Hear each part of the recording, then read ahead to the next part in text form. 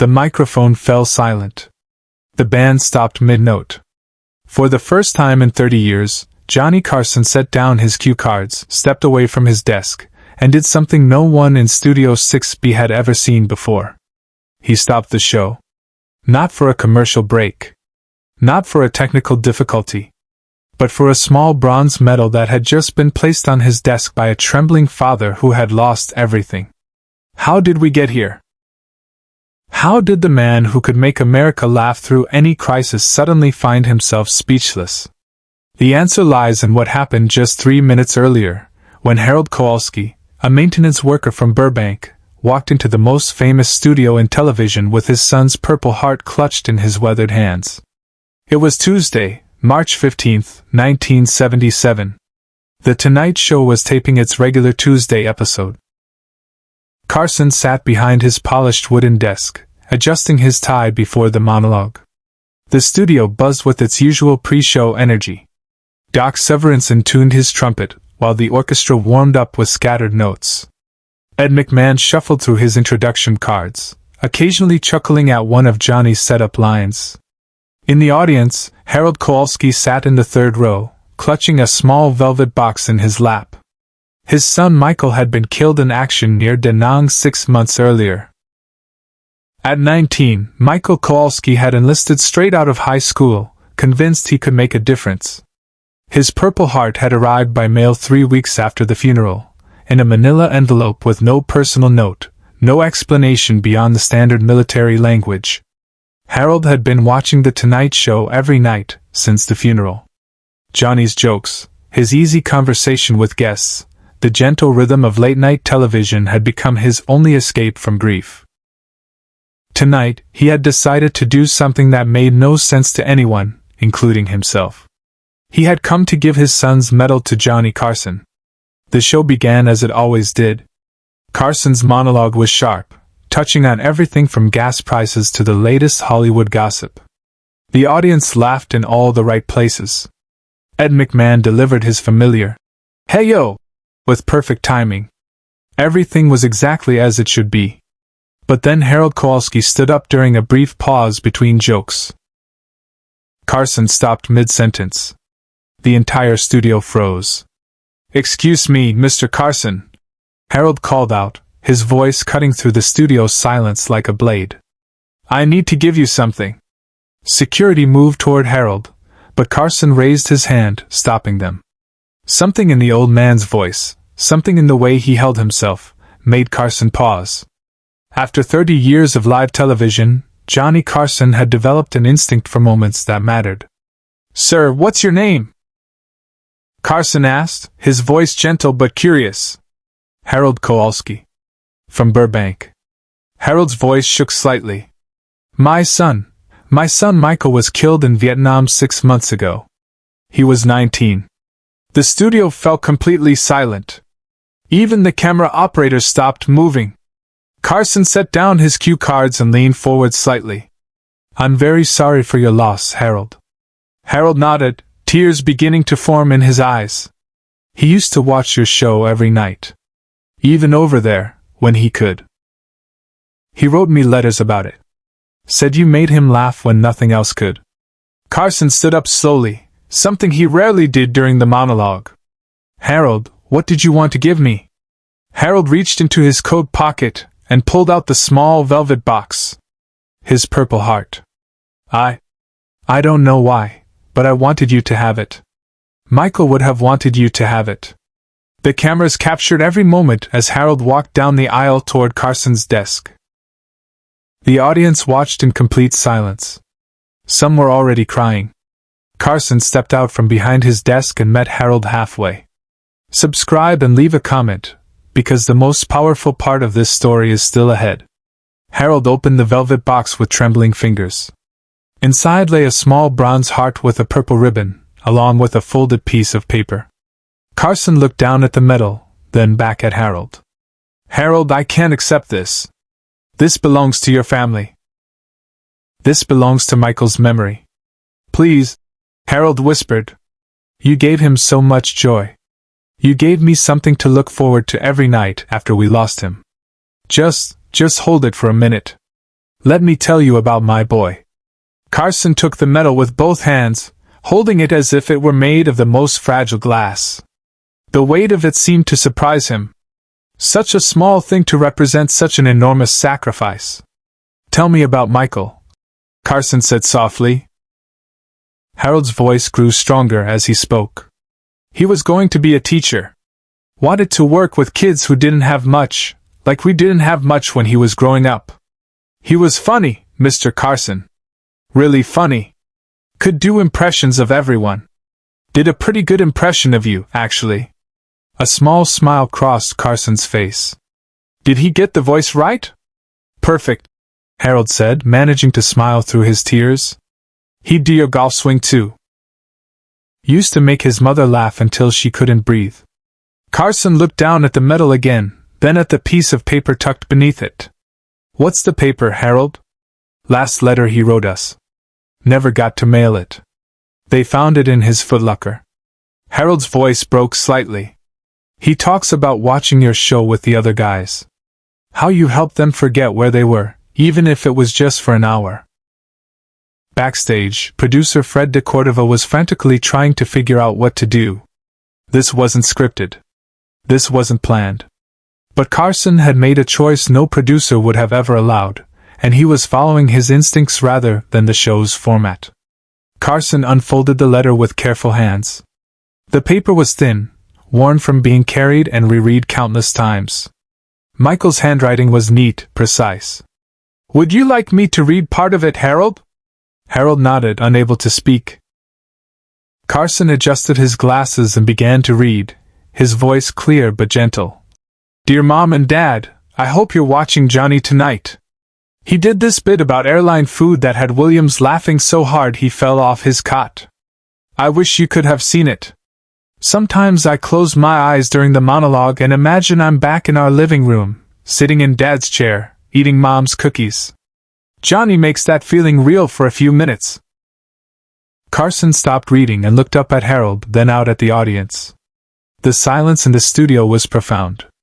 Not the silence of discomfort, but the silence of people witnessing something sacred. Harold, Carson said quietly, Michael sounds like he was an extraordinary young man. He was going to change the world. Harold whispered. He believed in things. Believed in helping people. Believed in doing what was right, even when it was hard. Carson held the medal up slightly, letting the studio lights catch the bronze surface. And he did change the world, Harold. He changed yours. He changed his mother's. He changed everyone who knew him. And tonight, he's changing all of us. Carson turned to face the audience directly. Ladies and gentlemen, this is Harold Kowalski. His son Michael gave his life serving our country in Vietnam. Michael was 19 years old. He was funny. He was kind. He was going to be a teacher. And he watched our show. The audience began to applaud, slowly at first, then building to a sustained standing ovation. But Carson wasn't finished. But this was the moment no one in the studio, nor anyone at home, ever saw coming. Carson walked back to his desk and picked up one of his cue cards. He held it up to the audience. Every night I read jokes from these cards. I try to make you laugh. I try to give you a reason to smile before you go to sleep. Tonight I want to read you something different. Carson set down all his cue cards except one. On it, in his own handwriting, were notes he had written during commercial breaks over the years. Notes about letters he had received from soldiers, from families, from people who found comfort in late-night television. Michael Kowalski wasn't the first young man serving our country who found a few minutes of peace in this show. Over the years, I've received hundreds of letters from soldiers, from their families. I keep notes about some of them. Carson read from his card. Danny Martinez, Marines, wrote from Key San in 1968. Said our show reminded him that normal life still existed. Sarah Chin, Army nurse, wrote from a field hospital. Said laughter was medicine for wounds that couldn't be seen. He looked up from the card. I read these letters, and I keep these notes, because they remind me why we're really here. We're not just here to sell products or get ratings. We're here to remind each other that we're human. That we matter. That even in the darkest times, there's still a reason to smile. Carson walked back to Harold and gently placed the Purple Heart back in his hands. Harold, this belongs with you and Michael's mother. But I want you to know that Michael's memory will be part of this show forever. Every time I step out here, I'll remember what he and thousands of others sacrificed so that we could have the freedom to gather here, to laugh together, to share these moments. Harold clutched the medal to his chest, tears streaming down his face. Thank you, Mr. Carson. Thank you for listening. Carson placed his hand on Harold's shoulder. Thank you for trusting me with Michael's story. Doc Severinsen, without any cue from Carson or the producers, began to play a soft, gentle version of Amazing Grace. The audience remained standing, many openly crying. Ed McMahon wiped tears from his eyes. Carson walked Harold back to his seat, shook his hand once more, and returned to his desk. He looked into the camera with an expression television audiences had rarely seen from him, completely unguarded, completely present. "We'll be right back," he said simply.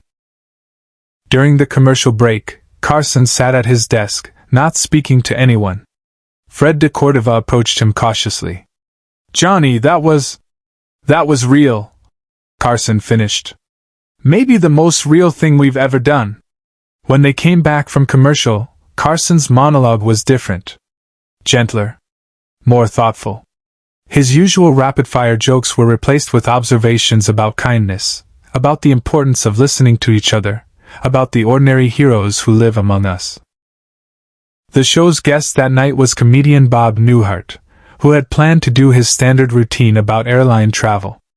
Instead, he and Carson spent 20 minutes talking about the letters they had both received from service members, about the responsibility entertainers have to their audience, about the healing power of laughter.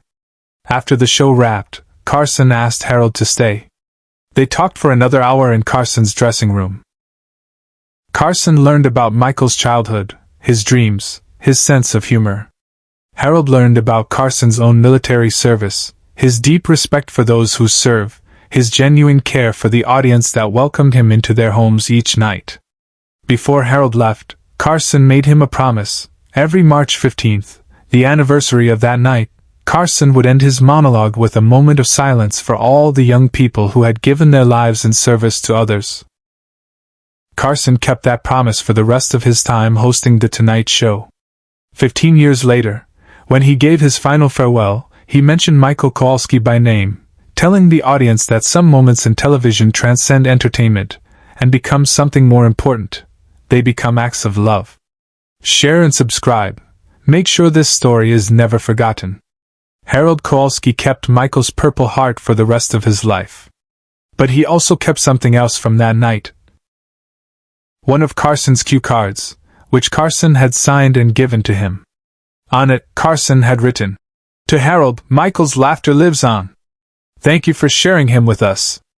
Johnny Carson, March 15, 1977. Years later, when television historians wrote about Carson's legacy, they often focused on his wit, his timing, his ability to discover new talent. But those who were in Studio 6B that night knew that Carson's greatest moment wasn't a punchline or a perfectly executed interview. It was the moment he chose to stop being an entertainer and started being a human being. The cue card Harold received that night now sits in a frame in the Burbank Public Library, next to a photo of Michael Kowalski in his uniform. A small plaque reads, "In memory of all who serve, and in honor of those who listen." The bronze medal returned to its velvet box, but its impact rippled through television history. Other hosts began making space for real moments, for genuine human connection, for the understanding that sometimes the most important thing you can do is simply witness someone else's pain and say, "You matter. Your story matters. You are not alone." Johnny Carson taught America how to laugh.